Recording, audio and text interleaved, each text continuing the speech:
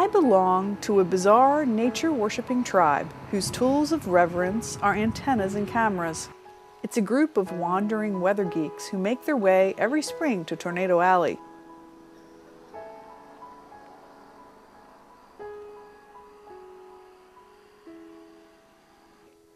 I've seen a lot in 15 years. Amazing tornadoes, beautiful sunsets, and more often than not, nothing at all. Chasing storms isn't extreme for most of us, but it can be extreme in its reality or its desperation.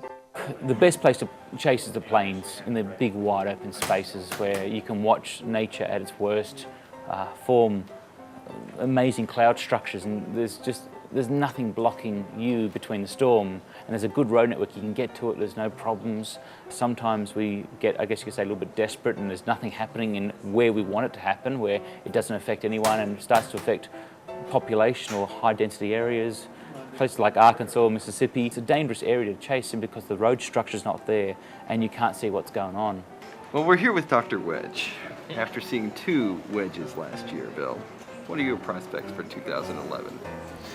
Well, so far I've seen a few good things. I saw a nice tornado near Shawnee.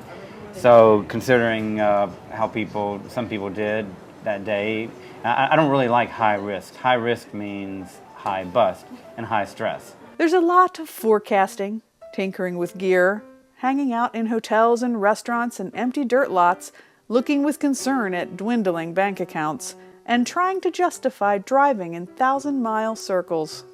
For maybe a minute of really cool video, you have hours of driving, staying in crummy hotels with bloodstains and bed bugs and dust bunnies and everything else. Tape.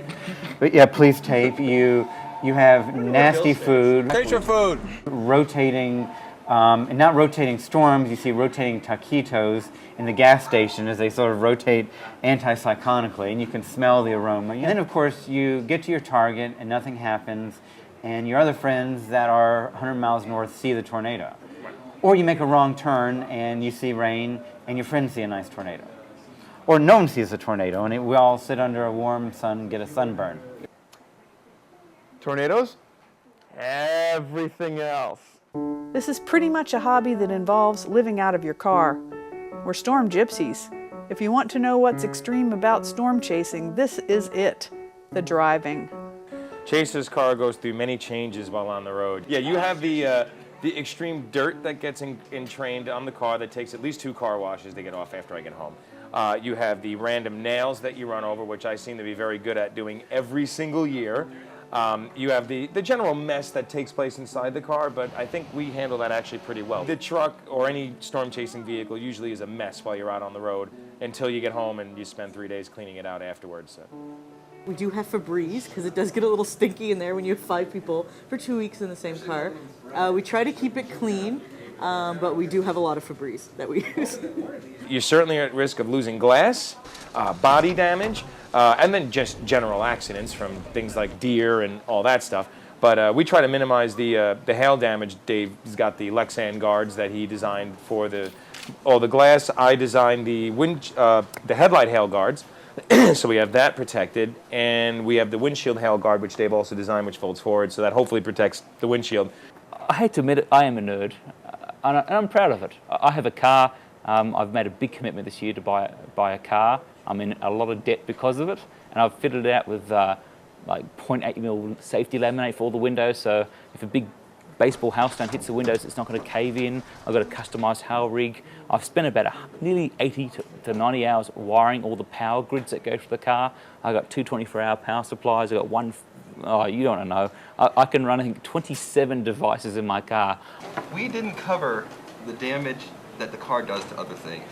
I mean, I can't forget about the hundreds and hundreds of birds that we've killed. Oh, yeah. I mean, countless red-winged blackbirds, who I call the Kansas stupid birds, because they literally fly right into your car. Yeah.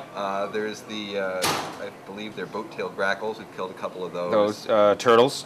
Well, we avoid the turtles because I think I killed one turtle. Yeah, I think I did kill one turtle by accident. And thousands and thousands of insects. I gotta take a picture of Tornado Central here. Sort of. 2009, that would have been. We put on 8,900 miles in a little more than 2 weeks, I think we're on the road, maybe about 16, 17 days. Before, I used to have like 1 or 2 antennas on the car. People go, "Are you a storm chaser?" And now it's like, "Oh my God, look at the storm chaser!" So it's, I've been lucky I haven't been tagged by too many people, not followed by too many people. But I think that's going to come a lot more prevalent. I've had many, many interesting cars. My very first chase car was a blue K car, which the day after a tornado broke down on the way to see the damage path. I should have known then to stop buying bad cars. The car after that, we called it the Enraged Mosquito, because that one, every time you opened the door, it made this noise. What fell off on that? Oh, that was when it started. Oh, right. George and I were driving down, and he ran over the piece of retread. It popped up, smashed out my front grille, and then it wrapped itself around my front window. And that's how it began. Then I had, the big red truck, yes. I had the big red truck, and I blew the radiator on that and missed the Attica storm because of it, because my heat in the car, and it was going, and so when I opened the hood, the coolant was actually boiling inside the car, so that was excellent. Then the car after that, I lost the back wheel while we were driving past St. Louis. The back wheel actually fell off. There's 5 of us in a van. It's pretty tight. We were very worried the first year we did it because we knew we'd each have not just our luggage, but our laptops, our camera gear. So packing it was quite the adventure. We managed to do what we call the Tetris technique, where everything has its place, and if one piece of luggage is missing, we can't pack the van. We're driving along the road, and all of a sudden all I hear is ting, ting, bang, and I look back, and the tailpipe is rolling down the highway. Of course, we all get on each other's nerves. I mean, if you're spending 2 weeks in a car with 5 people together, I mean, things are going to happen, but shut up, Mark. I've blown the diesel pump, the transmission, the exhaust system, the electrical system. I think that's it. Well, we lucked out last year that our very first day chasing, we got a tornado. We actually got chased down the road by one of the tornadoes on May 10th, 2010.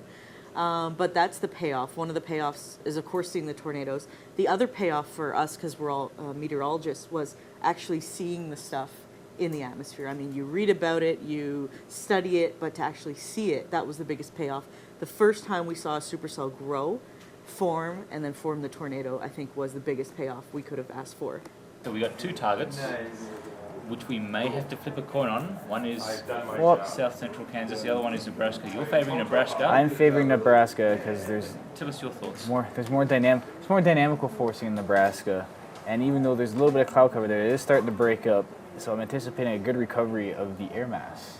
Right. And with forcing along the warm front with the dynamical forcing should make for some backed winds that the models might not pick up on initially. And it's probably going to be a linear junk fest, but maybe we'll find something. And all the other factors are starting to come together for that area. Fantastic.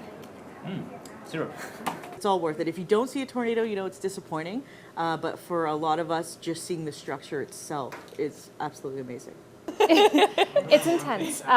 It's like learning on the job. We learn about tornadoes and structure and how things form through a textbook. But when you actually see it in real life, it's completely different. It's so different. You read it in a textbook and you see the picture and you're like, okay, dry slot, rain shaft, tornado, mezzo, okay, and then you look at it and you go, huh? And so the first time you're just like, where are we supposed to, where are all these features? And last year was our first trip, and just seeing everything for the first time and seeing the supercell the first time was just awesome.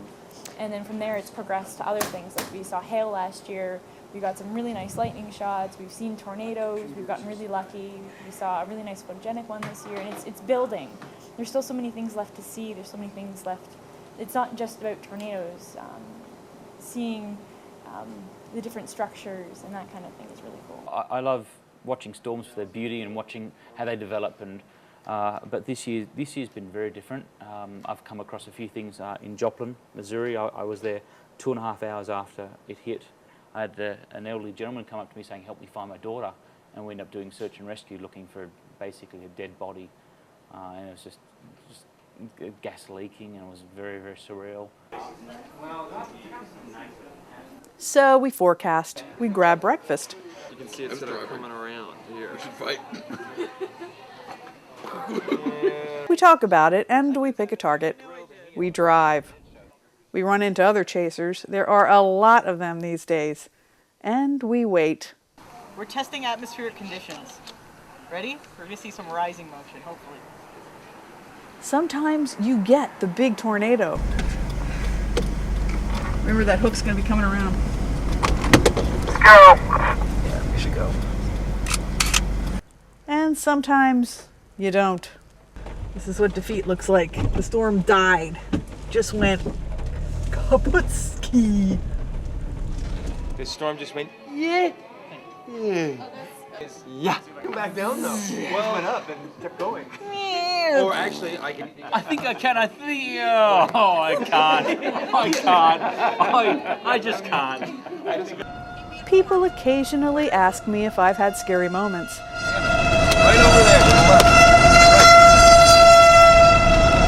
If I've ever gotten really close, the answer is yes. Okay, now I think we can go. I may never have a chase more intense than May 12th, 2004 in Attica, Kansas. Oh my God. Yeah, there's a house being destroyed.